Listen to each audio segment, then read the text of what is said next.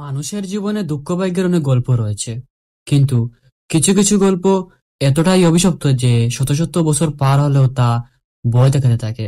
আজ আমরা এমন একটি মুভি এক্সপ্লেন করতে যাচ্ছি যেটা মেক্সিকোর মানুষ প্রজন্মের পর প্রজন্ম ধরে ফিসফিস করে বলে আসছে, আর তার নাম লা llorona। কাঁদতে থাকা সেই মহিলা যে নিজের সন্তানকে হারানোর সুখে পরিণত হয়েছে এক অভিশপ্ত আত্মায়। আর একবার যদি তার কান্নার শব্দ কেউ শুনতে পায় তাহলে তার জীবনের প্রতিটি মুহূর্ত হয়ে ওঠে এক নরক। তো হ্যাঁ ফ্রেন্ডস, আমি Apu and welcome to my channel slip. শুরু করি 2019 সালে রিলিজ হওয়া মুভি দি কার্স অফ লা lloronaর রহস্যময় কাহিনী।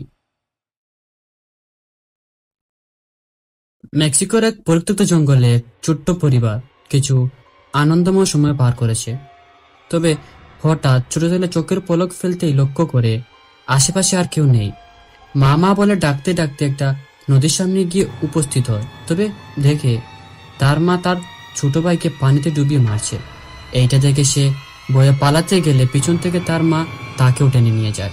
সেখান থেকে গল্প এগিয়ে যায় অনেক বছর পর 1973 সালে লস অ্যাঞ্জেলসে।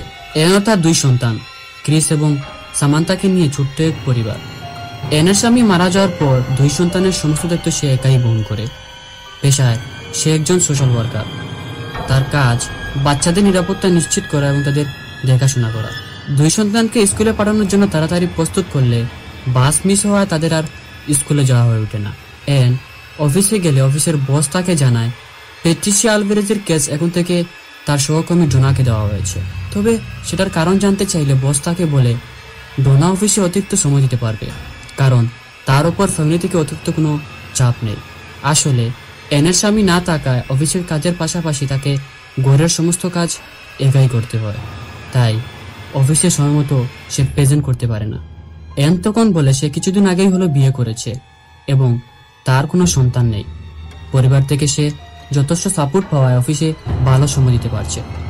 সে আরও বলে পেট্রিসিয়ার কেস আজ প্রায় 4 বছর ধরে সে নিজ হাতে হ্যান্ডেল করেছে, এমনকি তার সন্তানদের সে নিজ চোখে বড় হতে দেখেছে। তাই তাদের বিষয়ে তার চেয়ে ভালো আর কেউ জানবে বলে তার মনে হয় না। এনের জোর এবং যুক্তিতে বস আর কোনো আপত্তি তুলে না এবং কেসটি তাকে দিয়ে দেয়। তবে বস তাকে জানায় পেট্রিসিয়ার ছেলেরা অনেকদিন যাবৎ স্কুলে যায়নি, তাই এনকে সেটির কারণ খুঁজে বের করার জন্য তার বাড়িতে যেতে হবে এবং সাথে একজন পুলিশ অফিসার নিয়ে যেতে বলে। এন সেখানে গিয়ে পেট্রিসিয়ার সাথে কথা বলতে চাইলে সে তার সাথে পুলিশকে দিকে কোনো মতেই ডর করতে চায় না। এন তাকে জানায় আমি শুধু একবার ভিতরে গিয়ে দেখবো তোমার সন্তানরা ঠিক আছে কিনা, সবকিছু ঠিক থাকলেই আমরা এখান থেকে চলে যাব এবং সে একাই ঘরের ভিতর প্রবেশ করবে বলে জানায়। এইটা শুনে পেট্রিসিয়া তাকে ঘরের ভিতর নিয়ে আসলে এন লক্ষ্য করে ঘরের চারদিকে মোমবাতি জ্বালিয়ে সে কোনো এক রিচুয়াল করছে। তারই সাথে পেট্রিসিয়া অনেক ভয়ের মধ্যে রয়েছে। এন বাচ্চাদের কথা জিজ্ঞেস করলে পেট্রিসিয়া জানায় তারা যেখানেই আছে সুরক্ষিত স্থানে আছে, তবে এন তাদেরকে দেখতে পায় না। তাই বাচ্চাদের খুঁজতে রুমগুলো ভালোভাবে চেক করতে থাকলে হঠাৎ নজর যায় একটি দরজার দিকে। সেখানে একাধিক চোখের সিম্বল আঁকা রয়েছে। কান পেতে ভিতরটা চেক করতে গেলে পিছন থেকে পেট্রিসিয়া তাকে বলে সে যেন সেখান থেকে সরে যায়। তবে এন সেখান থেকে সরতে দ্বিধাবোধ করলে পেট্রিসিয়া তার উপর হাতুড়ি দিয়ে আক্রমণ করার চেষ্টা করে। সাথে সাথেই ঘটনাস্থলে পুলিশ অফিসার এসে পেট্রিসিয়াকে সরিয়ে নিয়ে যায়। এন তার গলা জোরালো চাবিটি দিয়ে দরজাটি খুললে সে পেট্রিসিয়ার সন্তানদের দেখতে পায়, তবে তাদের চোখে মুখে বইয়ের চাপ স্পষ্ট দেখা যাচ্ছে। তারা তাকে বলে সে যেন দরজাটি লাগিয়ে দিয়ে, তা না হলে ও তাদেরকে মেরে ফেলবে। এন এইসবের কোনো কিছুই বুঝতে পারে না। তাদের দুজনকে সেখান থেকে উদ্ধার করে নিয়ে আসে একটি শিশুদের আশ্রয় কেন্দ্রে। তবে এন লক্ষ্য করে কার্লোসের হাতে রয়েছে কিছু ক্ষতের চাপ। তাদেরকে এইটার কথা জিজ্ঞেস করলে তারা বলে এই কাজটি নাকি লা llorona করেছে। এন জানায় তোমরা এখানে সুরক্ষিত আছো, এখানে তোমাদের কেউ কোনো ক্ষতি করতে পারবে না। তবে তারা বলে আমরা যেখানেই যাই না কেন সে আমাদের পিছু ছাড়বে না। বাড়ি ফিরলে এন দেখতে পায় ক্রিস তার বাবার অফিসে খেলছে। এইটা দেখে সে একেবারে ইমোশনাল হয়ে পড়ে। কয়েক বছর আগে তার প্রিয় মানুষকে হারিয়েছে, তাই তাকে হারানোর ব্যথা সে আজ পর্যন্ত ভুলতে পারেনি। পুরনো সব জিনিস থেকে সে কাঁদতে থাকে। অন্যদিকে আশ্রয়কেন্দ্রের ভিতরে কার্লোস লক্ষ্য করে থমাস ঘুমের মধ্যে একা একা হাঁটছে। এইটা দেখে সে পিছন থেকে তাকে ডাকতে থাকে, তবে তার ডাকে থমাস কোনো সাড়া দেয় না। কিছু দূর যাওয়ার পর হঠাৎ চোখ যায় দেয়ালে রাখা একটি আয়নার দিকে। দেখা যায় সাদা বোরকা পরিহিত এক অবয়ব ধীর পায়ে তাদের দিকে আসছে। তবে কোনো কিছু বুঝে ওঠার আগেই তারই সাথে এক বিকট চিৎকার। পুলিশ এনকে কল দিয়ে জানায় তোমাস আর কার্লোসকে কেউ একজন মেরে ফেলেছে এবং তাদের দুইজনের মৃতদেহ নদীতে ভাসমান অবস্থায় পাওয়া গিয়েছে। এটা শুনে এন সাথে সাথে ঘটনাস্থলে উপস্থিত হয়। তবে রাত গভীর হওয়ায় সাথে তার দুই সন্তানকে নিয়ে আসে। লাশের পাশে গেলে এন একেবারে ভিতর থেকে ভেঙে পড়ে, কারণ সে তাদের কথা দিয়েছিল যে তাদের কোনো ক্ষতি হতে দিবে না, কিন্তু আজ সে তাদের বাঁচাতে পারলো না। পুলিশ তাকে সান্ত্বনা দিয়ে বলে এতে তোমার কোনো হাত নেই, যা হওয়ার তা তো হয়ে গিয়েছে।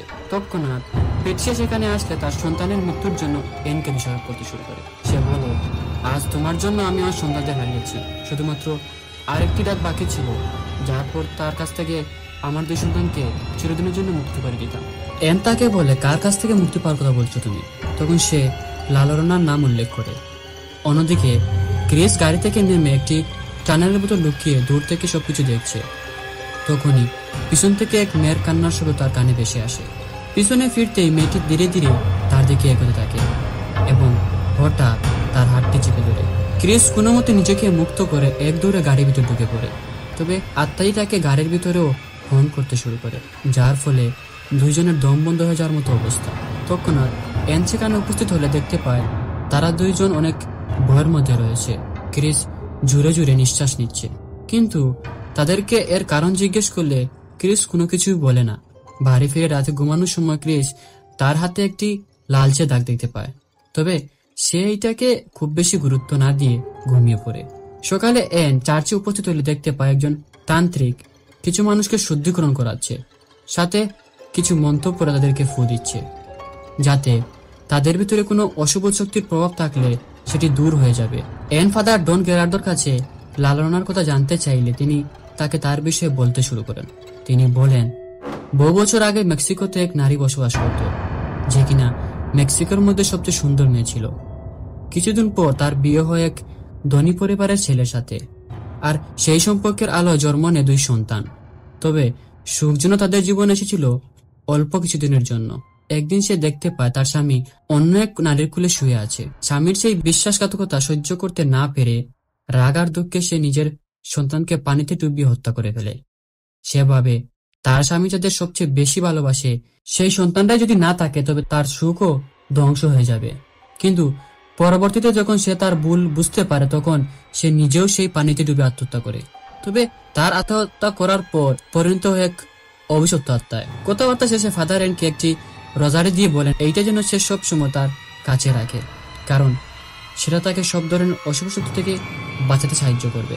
অন্যদিকে সামান্তা ঘরের বাইরে ছাতা নিয়ে বের হলে সে এক মেয়ের কান্নার শব্দ শুনতে পায়, তবে আশেপাশে চেক করলে সে কাউকেই দেখতে পায় না। হাতে রাখা ছাতাটা খোলার সাথে সাথে সে লালনার এক ঝলক দেখতে পায়।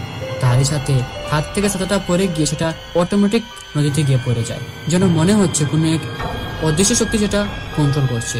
ছাতাটা আনতেই হঠাৎ লালনা তার সামনে এসে তার হাতটি ধরে ফেলে, তবে মুহূর্তের মধ্যে সে উধাও। এন অফিস থেকে বাড়ি ফিরলে সে তার সন্তানদের দেখতে পায় না, তবে উপরে গেলে দেখে তার মেয়ে ঘরের বলগিন্দে বসে আছে। কাছে গিয়ে দেখতে পায় তার হাতে অনেকটা জায়গা ক্ষতের চিহ্ন, তবে এইটা নিয়ে তাকে জিজ্ঞেস করলে সে বলে মাটিতে হোঁচটকে পড়ে যাওয়াতে হাতে একটু আঘাত পেয়েছে। তারই সাথে এন লক্ষ্য করে তার মেয়ে বাইরের দিকে একদৃষ্টি চেয়ে আসে, যেন সে কোনো কিছুর উপস্থিতি অনুভব করছে। তাতে এনের সাথে একজন ডিটেকটিভ দেখা করতে আসে। আসলে তিনি তার স্বামীর খুবই ক্লোজ ফ্রেন্ড। স্বামী মারা যাওয়ার পর থেকে তিনি তাদের দেখাশোনা করেন। তার নাম কুপার। কুপার তাকে জানায় কিছুদিন আগে ঘটে যাওয়া ঘটনার জন্য পেটিশিয়ার ওপর সবাই সন্দেহ করছে, কারণ কয়েকদিন ধরে তার আচরণ স্বাভাবিক বলে মনে হচ্ছিল না। হতে পারে সে তার সন্তানদের হত্যা করেছে আর এখন সে ভালো সাজা নাটক করছে, যাতে কেউ তার উপর সন্দেহ করতে না পারে। তাই এনকে জানায় সে যেন ইমিডিয়েটলি তার সাথে দেখা করে, যাতে তার কাছ থেকে কোনো তথ্য জানতে পারে। অন্যদিকে সেই তান্ত্রিক পেটিশিয়ার বাড়িতে গিয়ে ঢুকলে টেবিলে থেকে লালনার কিছু আইস ওয়াটার কালেক্ট করে এবং সেগুলো একটি ডিব্বায় ঢুকিয়ে রাখে। রাতে এন পেটিশিয়ার ফাইল চেক করতে থাকলে হঠাৎ নিচ থেকে কিছু একটা শব্দ শুনতে পায়। সেখানে চেক করতে গেলে বাড়ির ভিতর কিছু প্যারানর্মাল জিনিস করতে থাকে। সে দেখতে পায় ক্রিস ঘুমের মধ্যে মেইন দরজায় দাঁড়িয়ে আছে। এন তাকে শুইয়ে দিয়ে রুমে গেলে দেখতে পায় বিছানার থেকে কেউ একজন পেটিশিয়ার সমস্ত ফাইল মাটিতে ফেলে দিয়েছে। ধীর পায়ে সামনের দিকে এগিয়ে সে বলতে থাকে, ঘরের ভিতরে যেই থাকো না কেন তাড়াতাড়ি চলে যাও, আমার স্বামী একজন পুলিশ অফিসার এবং তার আসার সময় হয়ে গেছে। কিন্তু তার কথার উত্তর সে পায় না। তবে সামান্তা রুমের দরজার মিররের দিকে নজর দিতেই সে চমকে যায়। দেখতে পায় বোরকা পরিহিত এক অবয়ব সামান্তার রুমের ভিতর দাঁড়িয়ে আছে, তবে তার চেহারা একেবারে ভীতিকর। এইটা দেখে এন সাথে সাথে এক চিৎকার দিয়ে উঠে। তবে সামনে এগোতে ঘরের দরজা অটোমেটিক বন্ধ হয়ে গেলে আলমারি থেকে একটা লাঠি নিয়ে ঘুরে দাঁড়াতেই সেই অবয়বটি তার সামনে চলে আসে। এন তাকে বলে, কে তুমি, কোথা থেকে এসেছো, আর এত রাতে আমার বাসায় বা কি করছো? তবে অবয়বটি কোনো উত্তর না দিয়ে মুহূর্তের মধ্যে সে উদাও। এইসব থেকে এন কিছুটা ভয় পেয়ে যায়, তাই দুই শতানকে তারই রুমে শুইয়ে দেয়। পরের দিন এন চলে যায় পেটিশিয়ার কাছে তাকে সবকিছুর জন্য সরি বলতে, কিন্তু পেটিশিয়া আবারও তাকে দোষারোপ করতে শুরু করে। সে বলে, আমার সন্তানদের মৃত্যুর জন্য একমাত্র তুমিই দায়ী, এবং সে আরো বলে, আমার সন্তানটা মারা যাওয়ার পর আমি ঈশ্বরের কাছে প্রার্থনা করিনি, বরং লালনার কাছে চুক্তিবদ্ধ করেছি যাতে সে তোমার বাচ্চাদের নিয়ে যায় এবং বিনিময়ে আমার বাচ্চাদেরকে আমার কাছে ফিরিয়ে দেয়। তার এইসব কথা শুনে এন কিছুটা ভয় পেয়ে যায়। অন্যদিকে ক্রিস বাড়িতে বসে হাতের লালচে দাগ দেখছে। হঠাৎ উপর থেকে সে কারোর কান্নার শব্দ শুনতে পায়। উপরে গেলে অভিশপ্ত আত্মাটি তাকে হর্ন করতে করতে সিঁড়ির নিচে ফেলে দেয়। ঘটনাস্থলে এন আসতে তাকে তাড়াতাড়ি হসপিটালে নিয়ে আসে। তবে ডক্টর তার হাতের লালচে দাগ দেখে সে মনে করে এন তার সন্তানদের ওপর শারীরিক নির্যাতন করছে। সেখান থেকে বাড়ি ফিরলে রাতে টেবিলে খাবার দিতেই হঠাৎ কুপার সেখানে এনের সহকর্মী ডোনাকে নিয়ে আসে। আসলে হসপিটাল থেকে ডক্টর তাদেরকে ইনফর্ম করে জানিয়েছে ডোনা তাদেরকে একাকি কিছু প্রশ্ন করে বাইরে চলে আসে। কুপার এনকে জানায় পেট্রিশিয়ার বিরুদ্ধে উপযুক্ত প্রমাণ না থাকা তাকে জেল থেকে খারিজ করে দেওয়া হয়েছে। এন তাকে সেই অভিশপ্ত আত্মাটির কথা জানাতে চায়, তবে পরবর্তীতে সে আর কিছু তাকে বলে না। কথাবার্তা শেষে তারা দুইজন চলে গেলে এন ছেলের কাছ থেকে তাদের সাথে ঘটে যাওয়া সবকিছু জানতে চায়। তখন ক্রিস তাকে জানায় সে সামান্তা রুমে সাদা কাপড় পরিহিত এক মেয়েকে দেখেছিল, তবে সে কোনো মানুষ নয়, এক আত্মা, এবং সে বলছে আমাদের নাকি মেরে ফেলবে। কিসের কথা এন বিশ্বাস করে, কারণ সেও তার উপস্থিতি লক্ষ্য করেছে। অন্যদিকে সামান্তা ওয়াশরুমে গোসল করার সময় লালনা তাকে পানিতে ডুবে মারার চেষ্টা করে। ঘটনাস্থলে এন চলে আসে এবং মেয়েকে উদ্ধার করতেই আত্মাটি তার উপর আক্রমণ করতে শুরু করে। কোনো মতে সে নিজেকে মুক্ত করে তারা তিনজন চলে যায় ফাদারের কাছে। ফাদার জানান কয়েক বছর আগে তিনি এইসব ভৌতিক ব্যাপারে বিশ্বাস করতেন না, কিন্তু যেদিন তিনি মুখোমুখি হন এক অভিশপ্ত পুতুলের সাথে, সেদিন থেকে তিনি বুঝতে পারেন সত্যি এই পৃথিবীতে অলৌকিক জিনিসের অস্তিত্ব রয়েছে।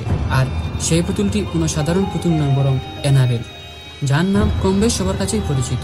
এন জানায় এই অভিশাপ থেকে মুক্তির কোনো উপায় আছে কিনা। তখন ফাদার তাকে বলে চার্চের মাধ্যমে সম্ভব, তবে তাতে মাসখানেক সময় লাগতে পারে। তাই ফাদার তাকে একজন তান্ত্রিকের কথা বলেন যে কিনা একসময় চার্চের তত্ত্বাবধানে ছিলেন, তবে এখন আর নেই। তার নাম রাফায়েল। ঠিকানা কালেক্ট করে এন তার কাছে পৌঁছায়। সাহায্যের জন্য অনুরোধ করলে প্রথমে সে রাজি হয় না, তবে এনের মেয়ের কথা সে রাজি হয়ে যায়। এন প্রশ্ন করে আপনি কি কোনো লালনাকে দেখেছেন? রাফায়েল শান্ত গলায় উত্তর দেন, না, আমি তাকে দেখিনি, তবে যারা তাকে দেখেছে তাদের ভয়ঙ্কর পরিণতি আমি নিজ চোখে দেখেছি। তাই আর দেরি না করে দরকারি সবকিছু সঙ্গে নিয়ে তারা রওনা হয় এনের বাড়ির উদ্দেশ্যে। বাড়িতে গিয়ে রাফায়েল ডিম দিয়ে কিছু রিচুয়াল করতে থাকে যাতে বাড়িতে কোনো অশুভ শক্তি রয়েছে কিনা সেটা জানতে পারে, তবে এন হিসেবে তেমন বিশ্বাসী না। তখন রাফায়েল কয়েকটা ডিম দিয়ে কিছু মন্ত্র পড়তেই দেখা যায় ডিমগুলো অটোমেটিক ঘুরছে এবং এক পর্যায়ে সেগুলো ফেটে গিয়ে এক কালো পদার্থ বের হয়। এইটা থেকে তারা রীতিমতো অবাক, তবে তারা বুঝতে পারে বাড়িতে কোনো অশুভ শক্তি রয়েছে।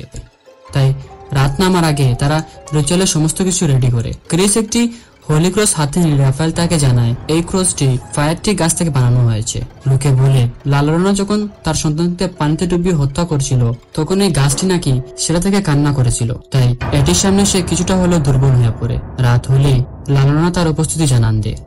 তার এক হুঙ্কারে ঘরের সমস্ত মোমবাতি নিভে যায়। আত্মাটি প্রথমে এনকে কিছুটা দূরে ছিটকে ফেলে দেয় এবং ক্রিস এবং সামান্তাকে হন্ট করতে শুরু করে। এক পর্যায়ে সে ক্রিসকে টেনে বাইরের দিকে নিয়ে যায়, তবে রাফায়েল সেখানে উপস্থিত হলে তার হাতটি ধরে এবং লালনার মুখে পবিত্র আইজোটার ফেলে দিলে সে যন্ত্রণায় ছটফট করতে শুরু করে। দরজা বন্ধ করে সেখানে ফায়ারটির কিছু বীজ নিচে ফেলে দেয় যাতে সে ভিতরে আসতে পারে না, তবে সে পিছনের দরজা খুলে ভিতরে ঢোকার চেষ্টা করে। তাই তারা সবাই পিছনের দরজা লাগাতে চলে যায়। সামান্তা লক্ষ্য করে তার পুতুলটা বাইরে পড়ে আছে, সেটা আনতে গিয়ে দরজার সামনে রাখা বীজগুলো কিছুটা সরে যায়, আর এই সুযোগে লালনা তাকে বাইরে নিয়ে আসে এবং একটি সুইমিং পুলে ডুবিয়ে মারার চেষ্টা করে। তবে এন সেখানে তাকে উদ্ধার করতে আসলে লালনা তাকেও মারার চেষ্টা করে। অবস্থার বেগতিক দেখলে রাফায়েল কিছু পবিত্র জল পানিতে দিলে আত্মাটি সুইমিং পুল থেকে বেরিয়ে আসে। পানি থেকে সামান্তাকে মুক্ত করলে এন তার হাতে লালনার একটি লকেট দেখতে পায়। ঘরের ভিতরে ঢুকলে দেখে তার মেয়ে লালনার পজিশনে রয়েছে। তাই রাফায়েল তাকে বলে, যতক্ষণ পর্যন্ত আমাদের কাজ সম্পূর্ণ না হচ্ছে ততক্ষণ তাদের দুজনকে বন্দি করে রাখতে হবে, আর তা না হলে লালনা তাদের বাইরে নিয়ে মেরে ফেলবে। এন তার কথা মতো তাদের দুইজনকে একটা লকারে বন্দি করে রাখে।